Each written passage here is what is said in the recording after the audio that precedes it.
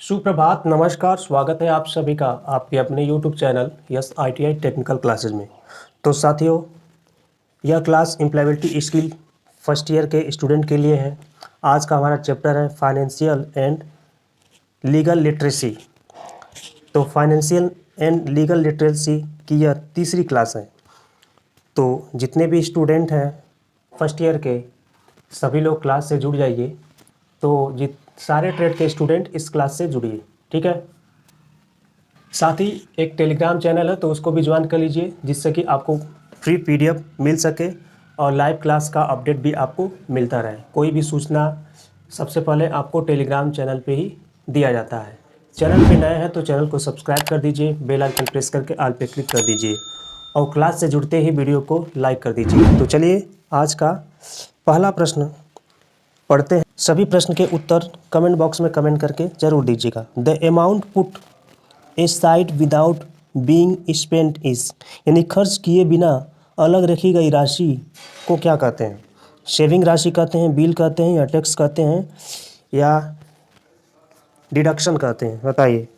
कोई आपने, जैसे कि आप जॉब करते हैं तो कुछ राशि बचा के रखते हैं ना, तो क्यों रखते हैं?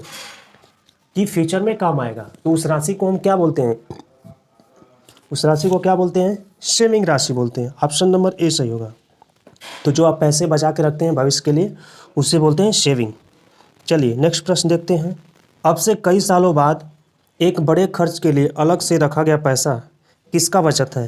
यानी लॉन्ग टर्म बचत है, या गोल है, या वेकेशन है, या डॉक्टर के लिए? बताइए। तो सही ऑप्शन क्या होगा?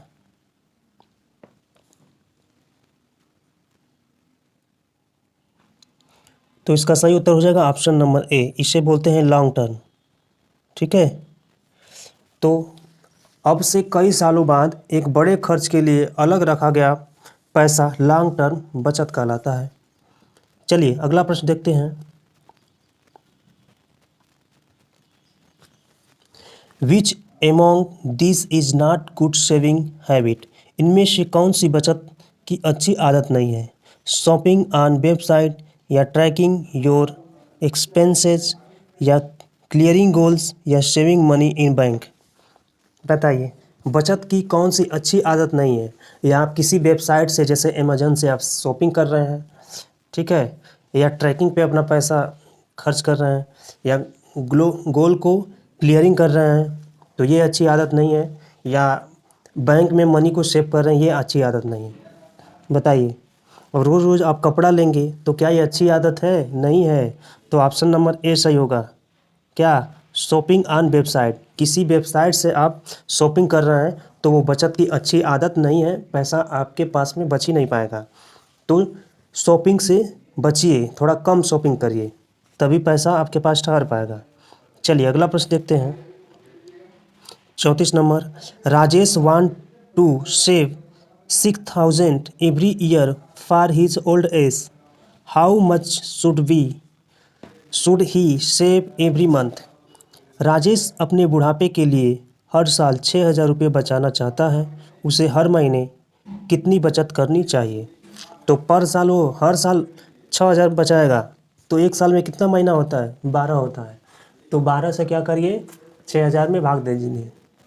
12 से 6,000 में भाग दे दीजिए तो कितना हो जाएगा? 500 रुपया हो जाएगा, ठीक है। ऑप्शन नंबर बी सही होगा। चलिए अगला प्रश्न देखिए। तो प्रश्नों को थोड़ा अच्छे से देखिए और इसका उत्तर भी दे दीजिए, ठीक है। कमेंट बॉक्स में कमेंट करके बताइए, बस देखते मत रहिए प्रश्न को। Abhi want to teach his 10th year old daughter to save money from the pocket money he receive, which option is the best? यानी अभी अपनी 10 साल की बेटी को पॉकेट मनी से बचाना सिखाना चाहता है, तो कौन सा विकल्प सबसे अच्छा है? RD अमाउंट, लोन, या पिग्गी बैंक, या लोन? बताइए। तो घर में आप देखे होंगे, गुल्लक देखे हैं ना, घर में लोग गुल्लक रखते हैं तो उसमें पैसे डालते हैं, ठीक है। तो पिग्गी बैंक उसे बोलते हैं। तो पिग्गी बैंक अच्छी आदत है, यानी गुल्लक में पैसे डाल करके पैसे बचाने का एक अच्छा आदत है, ठीक है। तो आपको भी अपने घर में एक गुल्लक रखना चाहिए और उसमें थोड़े थोड़े पैसे डालने चाहिए ताकि पैसे की बचत हो सके। तो उसे बोलते हैं piggy bank. Money borrowed from bank or a person is, bank या किसी व्यक्ति से उधार लिया गया धन क्या है? टैक्स है, गिफ्ट है, इंटरेस्ट है या लोन है? किसी बैंक से कोई व्यक्ति अगर उधार लेता है तो उसे क्या बोलते हैं? कौन सा धन बोलते हैं? उसे बोलते हैं लोन। ठीक है, नहीं देखते हैं गांव में कोई बैंक से पैसा ले लेता है तो बोला जाता है अरे फलाने लोन ले ले बाड़ा बैंक से, मतलब उधार ले ले बाड़ा। अगला प्रश्न है the loan can be repaid in, ऋण को किसमें भुगतान किया जा सकता है? स्मॉल अमाउंट में, फुल अमाउंट में या डिलेड में या फ्री में? तो ऋण को यानी लोन को आप कैसे भुगतान कर सकते हैं? तो लोन को भुगतान करने का एक ही तरीका है, छोटे छोटे अमाउंट में आप उससे भुगतान कर सकते हैं, यानी स्मॉल अमाउंट। ठीक है, अगला प्रश्न देखिए द प्राइस वी पे फॉर बोरोइंग मनी इज, पैसे उधार लेने के लिए हम जो कीमत अदा करते हैं वह क्या कहलाता है? लोन कहलाता है या इंटरेस्ट कहलाता है या हिडन चार्ज कहलाता है? बताइए क्या कहलाता है? तो पैसे उधार लेने के लिए जो हम कीमत चुकाते हैं उसे क्या बोलते हैं साथियों? तो उसे इंटरेस्ट बोलते हैं। तो कोई भी बैंक आपको पैसा देता है तो उसका इंटरेस्ट भी लेता है, जैसे 8%, 4%, 12%, ये सब क्या होता है? इंटरेस्ट होता है। तो 1 लाख पे ये आपको इंटरेस्ट देना होता है।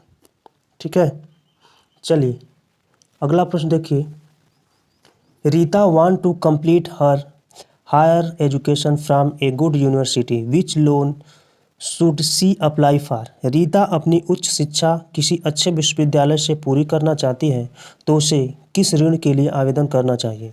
आप अच्छी शिक्षा लेना चाहते हैं तो क्या आप होम लोन लेंगे या पर्सनल लोन लेंगे या एजुकेशन लोन लेंगे या ऑटो लोन ले लेंगे? बताइए क्या करेंगे?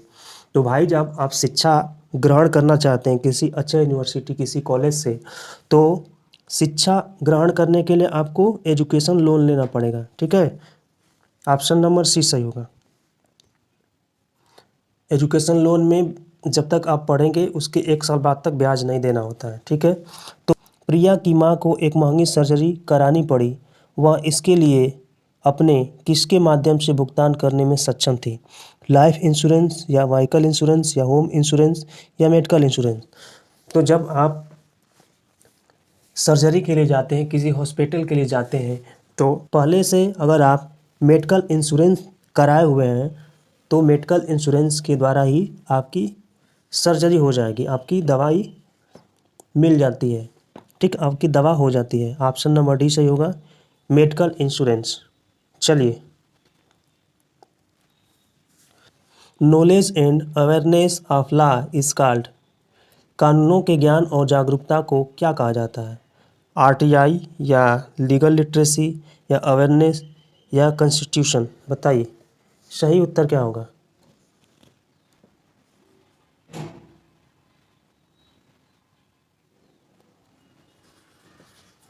तो इसका सही उत्तर हो जाएगा option number B, legal literacy. चलिए अगला प्रश्न देखते हैं आरटीआई मीन्स, यानी आरटीआई का मतलब क्या होता है? रोड ट्रांसपोर्ट इंस्टीट्यूट या राइट ऑफ इंश्योरेंस या राइट ऑफ इन्फॉर्म या right of information?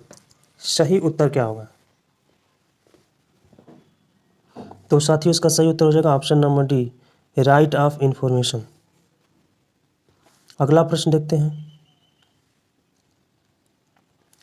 Online portal set up by the government to make any government related complain is, यानी सरकार से संबंधित किसी भी शिकायत के लिए सरकार द्वारा स्थापित ऑनलाइन पोर्टल क्या है? पब्लिक ग्रीवेंसेस पोर्टल है या प्लेस ग्रीवेंसेस पोर्टल है या पब्लिक इन्फॉर्मिंग पोर्टल है या पब्लिक इन्फॉर्मेशन पोर्टल है? क्या होगा सही ऑप्शन बताइए। तो इसका सही ऑप्शन हो जाएगा option number A, public grievances portal, यानी सरकार से संबंधित किसी भी शिकायत के लिए सरकार द्वारा स्थापित ऑनलाइन पोर्टल को पब्लिक गवर्नेंस पोर्टल कहते हैं। अगला प्रश्न है Sudha just delivered a baby, for how can she take a maternity leave entitle to her as an employ? Sudha ने अभी अभी एक बच्चे को जन्म दिया है वह एक कर्मचारी के रूप में अपने हक का मातृत्व अवकाश कैसे ले सकती है?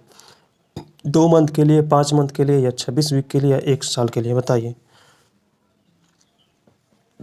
तो साथियों इसका सही उत्तर हो जाएगा ऑप्शन नंबर बी, 26 वीक के लिए। ठीक है, चलिए नेक्स्ट प्रश्न देखते हैं। Paul just got hired and received his employment letter. He is supposed to read it carefully and sign as it is a. Paul को अभी अभी नौकरी मिली है और उसे अपना रोजगार पत्र प्राप्त हुआ। उसे इसे ध्यान से पढ़ना होगा और हस्ताक्षर करना होगा, क्योंकि यह एक क्या है, सर्टिफिकेट है या लीगल बाइंडिंग डॉक्यूमेंट है या मार्क कार्ड है या पोस्टर है, क्या है? तो साथियों इसका सही उत्तर हो जाएगा option number B, legal binding document. तो साथियों फाइनेंशियल एंड लीगल लिटरेसी का चैप्टर समाप्त हुआ। ठीक है, क्योंकि यह अंतिम प्रश्न था फाइनेंशियल एंड लीगल लिटरेसी से संबंधित। क्लास आपको कैसी लग रही है कमेंट बॉक्स में कमेंट करके ज़रूर बताइए। अगला हम चैप्टर पढ़ने वाले हैं एंटरप्रेन्योरशिप। ठीक है, तो अगले क्लास में नए चैप्टर के साथ मिलेंगे। चैनल पे नए हैं तो चैनल को सब्सक्राइब कर दीजिए, बेल आइकन प्रेस करके ऑल पे क्लिक कर दीजिए। इसी तरह की वीडियो इस चैनल के माध्यम से आप तक पहुँचाई जाती है। फ्री PDF पाने के लिए टेलीग्राम चैनल को ज्वाइन कर लीजिए।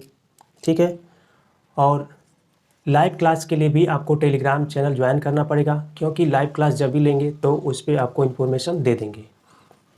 तो चलिए आज की क्लास को विराम देते हैं, अगले क्लास में मिलते हैं। जय हिंद, धन्यवाद।